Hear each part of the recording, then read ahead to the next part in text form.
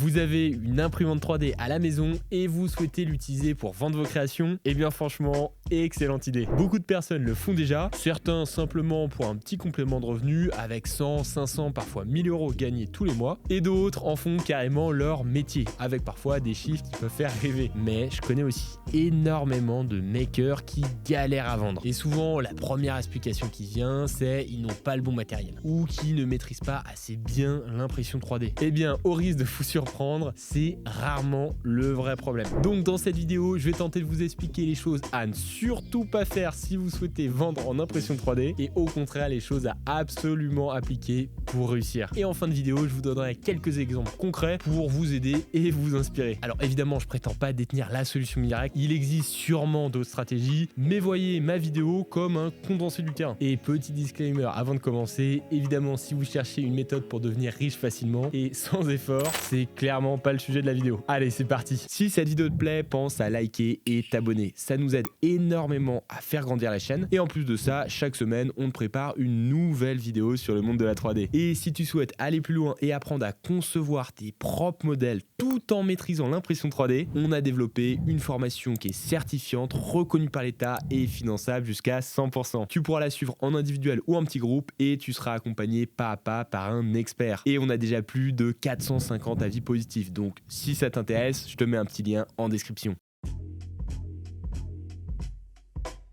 Avant de parler de ce qui fonctionne, commençons déjà par comprendre ce qui ne fonctionne pas. Et pourtant, c'est ce que font 90% des makers. La première erreur ultra classique, c'est je vais imprimer ce qui me plaît. Alors attention, je ne dis pas que ça ne peut jamais marcher, mais raisonner comme ça, c'est pas forcément la bonne approche. Votre service ou votre création n'aura de la valeur que s'il résout un problème ou répond à un besoin clair pour votre client. Résultat, il suffit pas de faire un objet joli et bien imprimé pour que ça se vende. Deuxième erreur que je vois très souvent, et ça même chez des makers très expérimentés, c'est le fameux je vends des objets imprimés en 3D ou bien je fais de l'impression 3D à la demande. Là, le souci avec cette approche, c'est qu'elle pose plein de très gros problèmes. Déjà, tu te retrouves actuellement face à une concurrence qui est énorme. Aujourd'hui, il existe des dizaines, voire des centaines d'autres imprimeurs qui font exactement la même chose. C'était peut-être pas le cas il y a quelques années, mais maintenant c'est devenu assez banal. Et soyons honnêtes 2 minutes, ceux qui font déjà cette activité sont souvent plus expérimentés, ont des process plus optimisés et ont probablement des machines qui sont beaucoup plus performantes que vous. Résultat, vous allez vous faire écraser par la concurrence. Ils vont produire plus vite, moins cher et souvent avec des matériaux de meilleure qualité. Ici, je te promets, si t'es un petit particulier, ça risque d'être très compliqué. Et en plus de ça, un client, il n'achète pas de l'impression 3D. Il achète une solution à un problème. Que cette solution, elle soit imprimée en 3D, usinée ou fabriquée autrement, franchement, lui, il s'en fiche. L'impression 3D pour ton client, c'est pas une finalité. Autre gros point bloquant dans cette approche, si tu te positionnes juste comme un imprimeur 3D, eh bien, tu vas capter très peu de valeur ajoutée. Tu seras perçu comme un simple fabricant. Et si quelqu'un fait la même chose que toi, mais simplement pour moins cher, eh ben, ton client, il ira directement ailleurs. Tu n'auras vraiment aucun ou très peu d'éléments différenciants. Et c'est pour ça que cette approche est si difficile. Troisième erreur classique, tenter de fabriquer ce qui fonctionne déjà. Tu te dis, super, ce support de manette, il se vend super bien, je vais faire exactement la même chose. Et bien là, le problème, c'est que ce produit, il existe déjà et il est souvent produit en très grande quantité. Et là encore, la guerre des prix démarre. Et le problème, c'est que l'impression 3D, c'est rarement rentable face à de la production industrielle de masse. Là, en revanche, où cette techno, elle est imbattable, c'est plutôt sur les petites séries, les pièces spécifiques ou les besoins ultra ciblés. Enfin, la dernière grosse erreur classique que j'ai tendance à voir, c'est penser que la qualité suffit à elle-même. Alors oui, évidemment, me faites pas dire ce que j'ai pas dit, la qualité c'est évidemment important, mais la qualité seule, ça vend jamais. Si c'était le cas, ça serait tous les meilleurs ingénieurs seraient riches et les produits moyens ne se vendraient tout simplement pas. Ce qui fait vendre, c'est la clarté de la promesse, la compréhension du besoin et ton positionnement.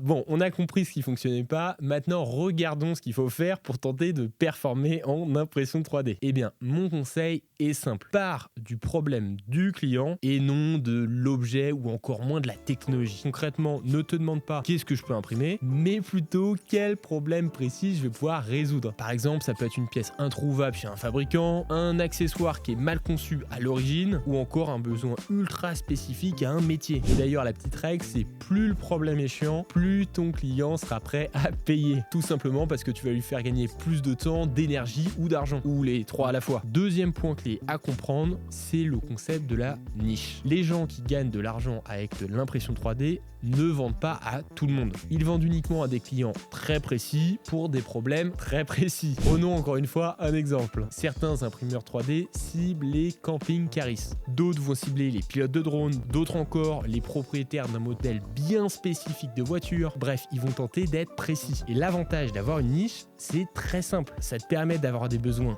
plus clair, tu auras généralement moins de concurrence et tes clients ils seront prêts à payer parce que la solution que tu leur proposes leur correspond parfaitement. Et ça, c'est justement une des forces énormes de l'impression 3D. Tu peux produire en petite série, voire à la demande, tout en restant rentable. Troisième point, vendre une solution, pas un objet. Bon, ça, on l'a déjà un petit peu vu dans les erreurs, mais j'insiste vraiment sur cette approche. Et pour ça, je vais te prendre un exemple un peu caricatural. À ton avis, qu'est-ce qui se vend le mieux? Un support imprimé en 3D ou un support qui empêche ta caméra de vibrer et de ruiner tes images? Bon, bah sans surprise, le deuxième. Et pourquoi alors que c'est exactement le même produit? Eh bien c'est parce que ton client, il comprend en 3 secondes à quoi ça sert, pourquoi c'est utile et pourquoi il doit l'acheter maintenant. Car il faut bien comprendre ici que l'objet soit imprimé en 3D, c'est en réalité du détail. C'est pas dans ça que réside la valeur de ton objet. Enfin, le dernier point essentiel pour moi pour tenter de réussir, c'est tout simplement de tester. Tester vite, tester petit, tester pas cher. Ne reste jamais bloqué sur une idée. Avant de produire 200 pièces, fais-en une ou deux, montre-le, parle-en à ta niche, observe les réactions et si ça te vend, tu continues et si ça intéresse personne, arrête et passe au prochain projet. Et encore une fois, ce côté-là de pouvoir itérer facilement, c'est un des intérêts, une des forces de l'impression 3D. Car avec une seule machine, tu peux tester énormément de choses rapidement. T'as pas comme d'autres technologies à investir dans une grosse chaîne de production coûteuse à lancer. Bref, pour résumer, retiens que ceux qui gagnent de l'argent en impression 3D, c'est pas forcément les meilleurs makers, ce sont plutôt les meilleurs observateurs de problèmes. La machine dans tout ça, elle est secondaire, la technique également, alors que la stratégie, elle est centrale.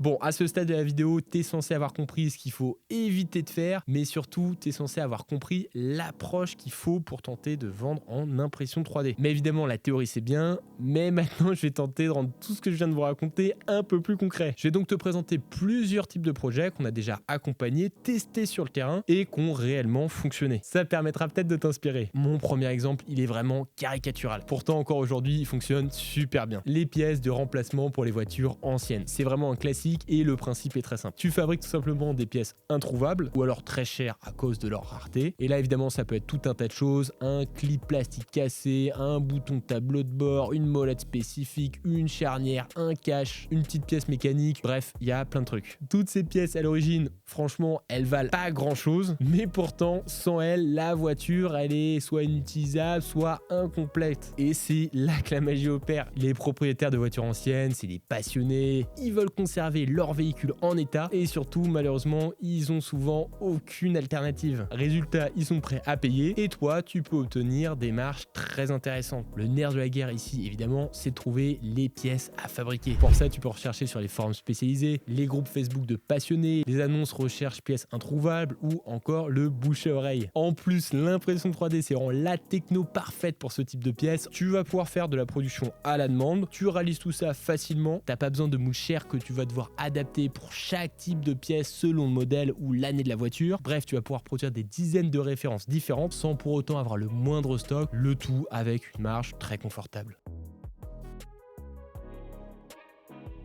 Deuxième idée extrêmement intéressante, les produits personnalisés pour les entreprises. Et là qu'on se comprenne bien, je te parle pas des petits gadgets inutiles. Je te parle plutôt de signalétique intérieure et extérieure. Par exemple, tu peux vendre le logo en 3D pour une devanture, des lettres murales personnalisées pour un espace d'accueil ou encore une enseigne intérieure pour un showroom. Nous à une époque on l'avait pas mal fait et ça fonctionnait très bien. En plus de ça, c'est vraiment pas compliqué techniquement et le rendu est vraiment top. Et je vous assure que les entreprises elles étaient prêtes à payer, voire même payer cher pour ce type de choses. Pourquoi ?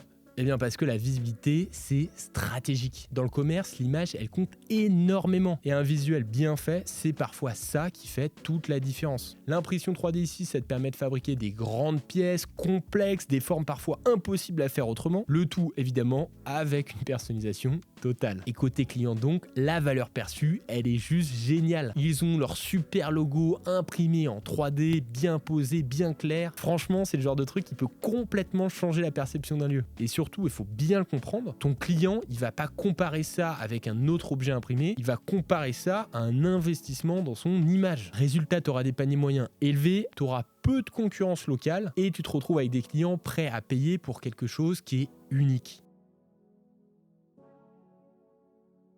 Bon, dernier exemple pour la route, et je pense qu'à ce stade, vous commencez vraiment à comprendre la logique que j'essaye de vous transmettre. Je vais vous raconter un cas très concret, celui d'un ancien élève que nous avons accompagné. Et franchement, cet exemple, je l'adore parce qu'il a extrêmement bien fonctionné. Lui, il a clairement pas cherché à inventer un produit révolutionnaire. Il a simplement observé un truc qui était tout bête. Il s'est rendu compte que beaucoup de gros climatiseurs étaient jetés ou donnés, tout simplement parce qu'il y avait une petite pièce plastique qui cassait systématiquement. Résultat, la machine, elle devenait inutilisable, alors que pourtant le reste il fonctionnait parfaitement. À partir de ce constat, sa stratégie elle a été super simple. Il récupérait le max de ses climatiseurs, soit gratuitement ou pour presque rien. Il identifiait à chaque fois la pièce défectueuse, la reproduisait facilement en impression 3D avec Fusion 360 pour la remplacer et repartait ensuite avec une machine presque comme neuve. Mais évidemment le meilleur dans tout ça, c'est qu'il ne revendait pas ses machines n'importe comment, il revendait ses climatiseurs au moment où la demande explose lors des fortes chaleurs. À cette période, les clients cherchent une solution urgente, les prix montent et le client est prêt à payer cher pour un appareil fonctionnel immédiatement. Résultat pour lui, un coût de production quasi nul, une valeur créée énorme, une marge très confortable. Je vous l'ai dit, j'adore cet exemple parce que pour moi, il coche absolument toutes les cases. On a un problème réel, une pièce simple mais critique, une solution que l'industrie ne peut pas prendre en charge, une technologie parfaitement adaptée et surtout une vraie logique de timing et de marché. Encore une fois, dans cet exemple, il n'a pas vendu de l'impression 3D. Franchement, le client final n'est souvent même pas au courant qu'il y a une pièce imprimée en 3D dans son appareil. Là, il a simplement vendu une solution à un problème très concret. Bon, évidemment, il y a des tas d'autres idées possibles. Honnêtement, j'en découvre tous les jours. Je n'ai pas parlé des objets de design, d'accessoires techniques, de pièces pour l'industrie ou que sais-je. Dans tous les cas, pour réussir à faire tout ça, il faut quand même avoir des bases minimum en modélisation 3D et en impression 3D. Et ça tombe bien parce que nous, c'est sur ce genre d'aspect qu'on peut vous accompagner. Alors si jamais tu as une idée de projet à réaliser en impression 3D, je t'invite à te rendre directement sur notre site. Et évidemment, si tu as des questions, les commentaires sont là pour ça. Désormais, tu sais tout. Et si tu veux aller plus loin et concevoir tes propres modèles 3D, clique sur le lien en description et abonne-toi pour découvrir toutes nos prochaines vidéos. Et moi, je te dis à très vite.